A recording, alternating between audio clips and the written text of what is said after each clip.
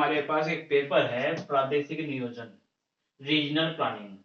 ये यहाँ पर है, आप देख पाएंगे प्रादेशिक नियोजन, रीजनल प्लानिंग।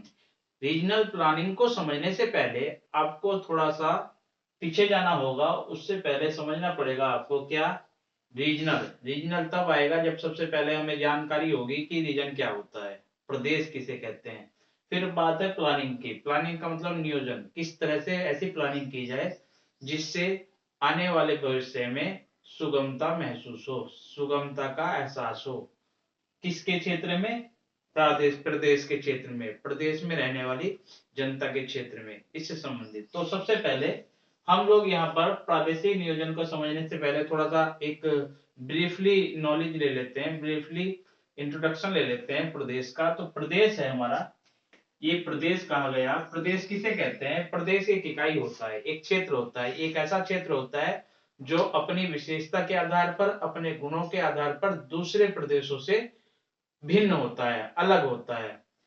अब इसे समझाया गया है कुछ विद्वानों के द्वारा, कुछ परिभाषा इसके अंतर्गत दी गई है। वो क्या है ये बताते हैं कि एक ऐसा इकाई क्षेत्र होता है।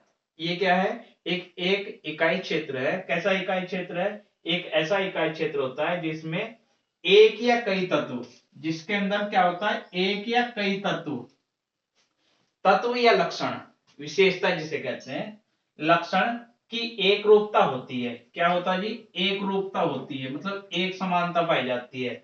वह इन्हीं आधार पर दूसरे इकाई क्षेत्र से भिन्न होता है। किस आधार पर? उसके अंदर क्या होगा? वो जो तत्व है, वो जो गुण है, उस गुण के, उस विशेषता के आधार पर वो इकाई क्षेत्र दूसरे इकाई क्षेत्र से अलग रहेगा। इसी क्षेत्र को प्रदेश की संज्ञा दी जाती है। एक रूपता कहा गया है इसमें। जिस तरह से डाइवर्सिटी होती है, हम पीछे बात कर रहे थे डाइवर्सिटी। डाइवर्सिटी को समझने के लिए आपको थोड़ा सा जानकारी होगी डिफरेंस के। जब अंतर समझेंगे आप डिफरेंस का, अंतर का, और डाइवर्सिटी का, विविधता का, तो उसमें आपको अंतर मिलेगा। एक या दो पहलुओं पर जो अंतर पाया जाता है उसे तो कहते हैं अंतर। और एक गुण के आधार पर, एक रंग के आधार पर, एक धर्म के आधार पर में निवास करते हैं, विभिन्न प्रकार के लोग एक क्षेत्र में निवास करते हैं, उस वैरायटी को, उस प्रजाति को विविधता का नाम दिया जाता है। और दूसरे शब्दों में भी कहा गया कि समान गुण या समान प्रकृति वाले क्षेत्र को प्रदेश कहते हैं। समान गुण होंगे उसके अंदर, या समान प्रदेश या होती हैं, समान गुण या समान प्रकृति वाले जो क्षेत्र होते हैं उन्हें क्या कहा जाता है? उन्हें कहते हैं प्रदेश। क्या कहते हैं जी? प्रदेश कहते हैं। प्रदेश के लिए एक कॉन्सेप्ट दिया गया है, संकल्पना दी गई है कि संकल्पना का मतलब क्या होता है प्रदेश के संबंध में। प्रदेश के संबंध में एक संकल्पना का प्रस्तुतिकरण किया गया है। ये कहते हैं कि भूगोल में संकल्पना का विकास इसलिए किया गया है कि भूगोल के अंदर जो संकल्पना का विकास हुआ है, कॉन्सेप्ट का डेवलपमेंट हुआ, वो इसलिए हुआ है ताकि किसी बड़े क्षेत्र को, विशाल क्षेत्र को छोटे छोटे भागों में विभाजित कर इस विवरण प्रतिरूप का उचित चित्रण प्रस्तुत किया जा सके। वो कहते हैं कि कॉन्सेप्ट किस लिए दिया गया है कि कोई भूगोल में कोई बड़ा क्षेत्र होगा, उसके छोटे छोटे भागों को में विभाजित किया जाएगा उसे, और उसके पश्चात उसका विवरण जो होगा, उसके विवरण का उचित चित्रण किया जा सके। कॉन्सेप्ट का मतलब यह है। कॉन्सेप्ट का सीधा सीधा मतलब क्या है?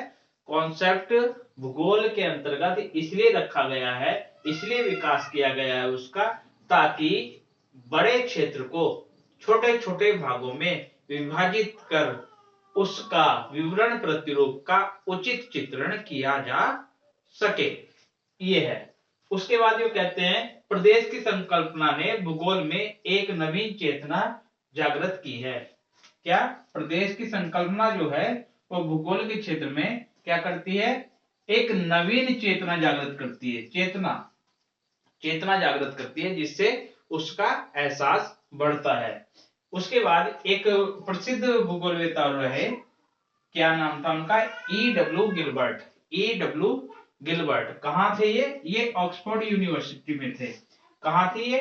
इंग्लैंड में। कहां थी जी? इंग्लैंड में। ये कब से कब तक थे? 1953 से 1967 के बीच में। कब से कब तक? 1953 से 1967 के बीच में थे। और ये कहते हैं, क्या कहते हैं ये, कि यह प्रदेश ही है जिसके माध्यम से भूगोल की मृत हड्डियों में नवीन जीवन प्रदान किया गया है। क्या? कि भूगोल जो है उसे मृत बता दिया उन्होंने, और प्रदेश एक ऐसी चेतना है जिसके माध्यम से इस भूगोल में, या भूगोल की हड्डियों में जीवन प्रदान करता है। कौन करता है? प्रदेश, रीजन करता है। इसके संबंध में जो महत्वपूर्ण कार्य किया है वो किया है स्ट्रैबो ने। किसने किया है? स्ट्रैबो एक ज्योग्राफर्स थे, उन्होंने किया। ये ग्रीक के थे। ग्रीक क्या है जी? यूनान, जिसे यूनानी भूगोलवेत्ता कहा जाता है। ये ग्रीक के ज्योग्राफर्स थे। कहाँ थे ये? रोमन में। और कब की बात है ये? 63 बीसी की बात है। 63 बीसी, बिफोर क्राइस्ट। तो अगर बीसी का संबंध आता है तो बीसी को समझने के लिए आपको समझना होगा कि उस समय जो ईसा मसीह थे उनका जन्म हुआ, उस जन्म से पहले का जो समय काल है उसे बीसी के नाम से जाना जाता है, बिफोर क्राइस्ट के नाम से जाना जाता है। और ईसा मसीह के बाद का जो काल है उसे ईस्वी के नाम से जाना जाता है। तो इस संबंध में ये बीसी का समय है। बीसी का समय जो होता है वो उल्टा चलता है, और जो वर्तमान काल है वो सीधा चल ही रहा है, आपको जानकारी है। इन्होंने एक किताब लिखी थी। क्या नाम था किताब का?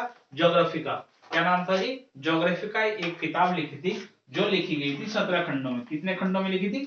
17 भाग थे उसके। कितने भाग थे? 17 भाग थे, 17 खंड थे। इसमें क्या क्या, क्या कहा गया? यह प्रथम भूगोलवेत्ता रहे उस समय के जिन्होंने भौगोलिक ज्ञान को प्रादेशिक रूप में प्रस्तुत किया।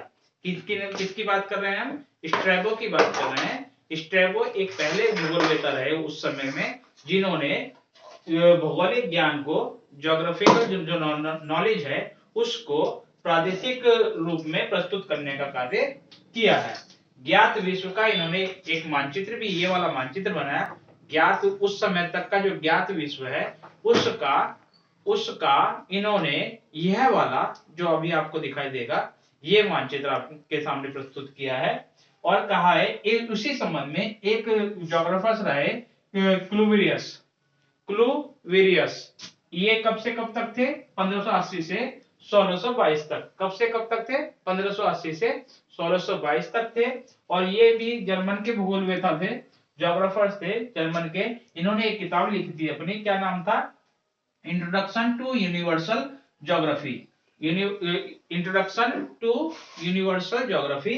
ये पब्लिश हुई 1624 में। हमारे सामने कब आई? 1624 में आई। और ये किससे संबंधित थी? ये थी वर्ल्ड ज्योग्राफी के संबंध में। ये वर्ल्ड ज्योग्राफी के संबंध में थी, विश्व भूगोल के संबंध में थी। और इस किताब के माध्यम से संसार के विभिन्न देशों का प्रादेशिक भूगोल का अध्ययन किया गया। जो संसार के भूगोल का अध्ययन इसके माध्यम से किया गया है। और इस किताब का एक अलग पहलू निकलकर सामने आता है। ये उस समय में आदर्श पुस्तक बनी, मतलब उस समय काल में एक आदर्श पुस्तक के रूप में सामने आई। संबंधित ही एक और कॉन्सेप्ट निकलकर सामने आता है। ये कहता है कि प्रादेशिक क्षेत्रों का आधार, जो प्रादेशिक क्षेत्रों का आधार है उस आधार पर पृथ्वी तल का अगर वर्णन करते हैं, प्रादेशिक क्षेत्रों का जो आधार है उस आधार पर यदि हम पृथ्वी तल का वर्णन करते हैं तो वो क्या कहलाता है? वो कहलाता है शुद्ध ज्योग्राफी, शुद्ध भूगोल, रेन ज्योग्राफी। क्या कहलाता है जी? रेन ज्योग्राफी कहलाता है, शुद्ध भूगोल कहलाता है। इसके सबसे प्रथम समर्थक रहे हैं बाउचे। कौन रहे हैं? सबसे प्रथम समर्थक कौन रहे हैं? बाउचे रहे हैं। कहाँ के थे? वे फ्रांस के ज्योग्राफर्स थे। फ्रांस के ज्योग्राफर्स थे। और ये कब से कब तक था? 1700 से 1773 तक था। उसके बाद एक गट्टेरे रहे हैं, जेसी गट्टेरे। ये 1727 से 1769 तक रहे हैं। ये एक हिस्टोरिकन थे, इतिहासकार थे। और उसी संबंध में एक किताब लिखी गई है होमेर के द्वारा 1810 में। क्या नाम था? Rain geography of Europe.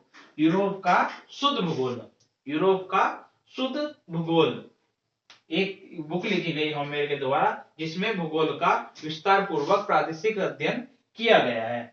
एक उसी संबंध में एक विडाल डी ब्लास का नाम सामने आता है। इन्होंने क्या किया, संपूर्ण विश्व को प्रादेशिक वर्णन के रूप में, संपूर्ण विश्व को प्रादेशिक वर्णन के रूप में एक ग्रंथमाला की योजना बनाई, जो क्या थी, वो विश्व भूगोल थी। क्या थी जी, विश्व भूगोल थी। इसी श्रृंखला में हम आने वाली वीडियो में प्रादेशिक नियोजन से संबंधित उसकी जो विशेषताएं हैं, उसकी जो कैरेक्टरिस्टिक्स हैं, उन पर चर्चा करने की कोशिश करेंगे। उम्मीद करते हैं हमारे द्वारा दी गई जानकारी आपके लिए लाभप्रद रहेगी, आपके ज्ञान में बढ़ोतरी करेगी। इसी उम्मीद के साथ हम आपसे विदा लेंगे, फिर मिलेंगे अपने नेक्स्ट वीडियो में। धन्यवाद।